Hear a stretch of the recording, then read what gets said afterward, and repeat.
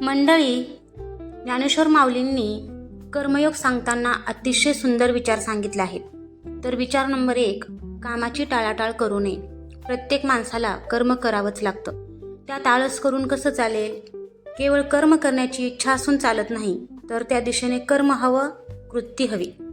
विचार नंबर 2, योग्य कर्माची निवड करावी. कर्म चांगलंही असतं आणि वाईटही. योग्य निवड आपणच करायची असते. माऊली म्हणतात, कमळाचं पान पाण्यावर तरंगतं, पण त्यावर पाण्याचा थेंबही टिकत नाही. आजूबाजूला चिखल असला तरी ते त्यामुळे खराब होत नाही. तसं माणसाने राहावं. आजूबाजूची स्थिती कशीही असली तरी आपण योग्य कामाची निवड करावी. आपलं अस्तित्व टिकून ठेवावं. आपण आपलं कर्म करावं. एखादा माणूस एखादी गोष्ट करतो म्हणून आपणही ती केलीच पाहिजे असं नाही. म्हणजेच दुसऱ्याला हितकारक असणारी गोष्ट ही आपल्यासाठी हितकारक असेलच असं नाही. प्रत्येक मनुष्य वेगळा असतो.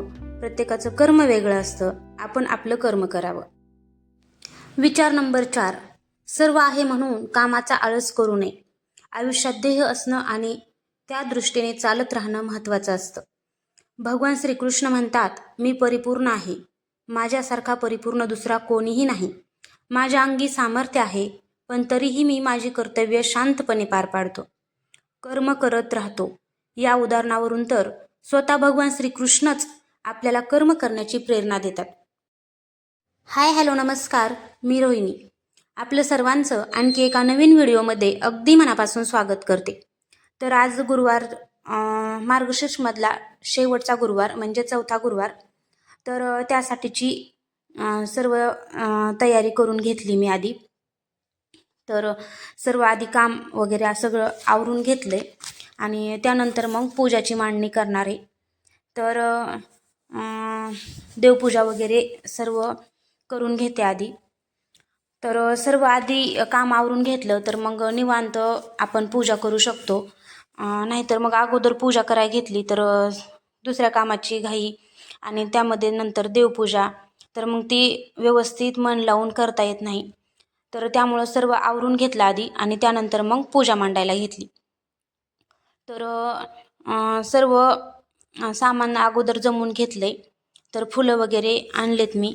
आंब्याचे पानं हे सर्व आणले आणि कलशवरती स्वस्तिक काढून कलशची पूजा करून घेतली आणि त्याला आंब्याची पानं वगैरे लावून घेतलेत. तर आता इथे मी देवपूजा करून घेते आधी. तर छान अशी देवपूजा करून घेतली मन लावून, तर मग छान वाटतं असं. आणि मग आता देवाला मी चंदन वगैरे लावून घेते आणि त्यानंतर मग पुढे गुरुवारची पूजा मांडेल. तर जास्त असं काही मी तामझाम करणार नाही. अशी साधी सिंपल अशी पूजा मांडणार आहे. तर अशी जास्त काही दगदग करू वाटत नाही. आता उठबस जास्त अशी करू वाटत नाही. तर मनोभावे जेवढी मला करता येईल तेवढी मी सेवा माझ्या मनाने करते. तर या ठिकाणी मी आता कलशाची पूजा करून घेते. तर कलश छान उजळून वगैरे घेतला आहे आणि मग त्यावरती स्वास्तिक काढले छान. तर कलशामध्ये पाणी भरून घेतलं आणि त्यामध्ये तांदूळ, हळदी कुंकू, फूल आणि एक नाणं टाकून कलशाची छान अशी पूजा करून घेतली.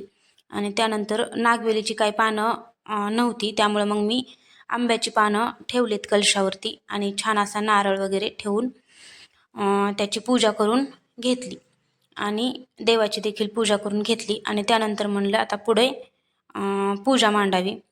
तर मग लवकरच पूजा मांडून घेते आज. नाहीतर मग 4 वाजता पूजा मांडत असते आणि त्यानंतर मग काहीतरी गोड नैवेद्य. तर आज म्हणलं शेवटचा गुरुवार आहे, तर पुरणपोळीचा नैवेद्य करायचा होता. त्यामुळं मग पूजा मांडून घेते आणि त्यानंतर मग पुरणपोळीचा स्वयंपाक करायचा आहे.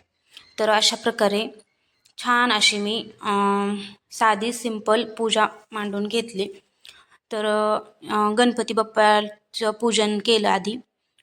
त्यानंतर मग लक्ष्मी देवीचं आणि विष्णुदेवांचं पूजन करून घेतलं आणि या ठिकाणी जी काही फळं उपलब्ध होती ते मांडलेत आणि फुलं वगैरे मांडून घेतलेत आणि खारीक, वाटी, सुपारी, हळकुंड असं मांडून घेतले आणि त्यानंतर दिवा लावून देवाला प्रसाद ठेवलाय आणि पाणी वगैरे ठेवून छोटीशी रांगोळी काढून घेतली.